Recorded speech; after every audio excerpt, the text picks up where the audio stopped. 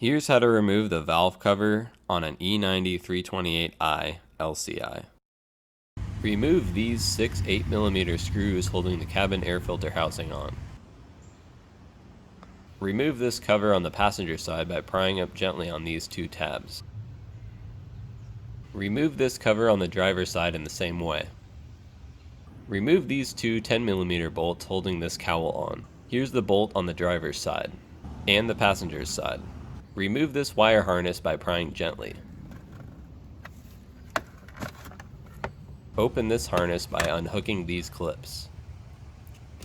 Remove 3 Allen bolts holding the engine cover on.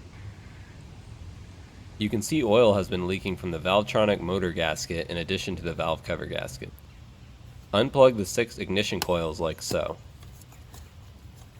Remove the 6 ignition coils gently by hand or with a screwdriver after they have all been unplugged.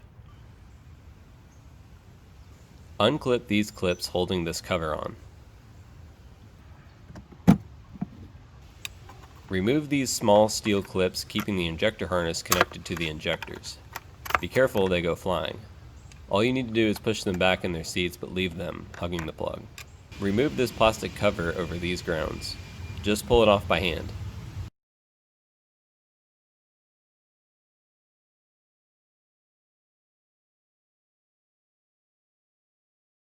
Unplug this PCV hose by squeezing the connector on both sides where the notches are in the ring and pulling on the foam insulator. Remove these 3 10mm bolts from under this cover to give yourself some play when removing or installing the valve cover. It's easier to remove the passenger side strut tower brace first, even though I didn't. Remove these 2 ignition coil harness grounds with an 8mm socket. Unhook the ignition coil harness with these tabs.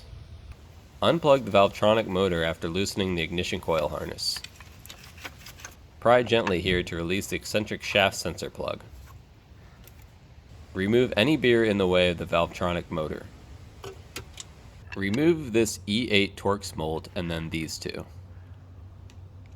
Be careful as the motor is under spring tension and will pop out if you release the bolts too quickly. Back them out a little each time, alternating to each bolt.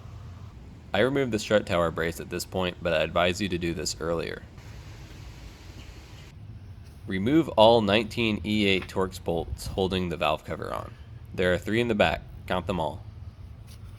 There are 3 in the middle of the valve cover between the spark plug holes. My valvetronic motor gasket was leaking, so the middle one was hidden in a pool of oil. They should be all loose and jiggly like this when the valve cover is ready to be removed.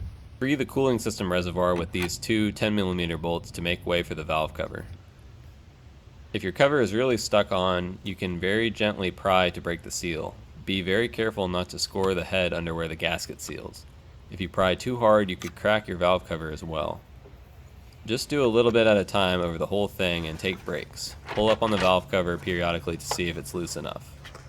When the valve cover is loose enough, pull it up and out.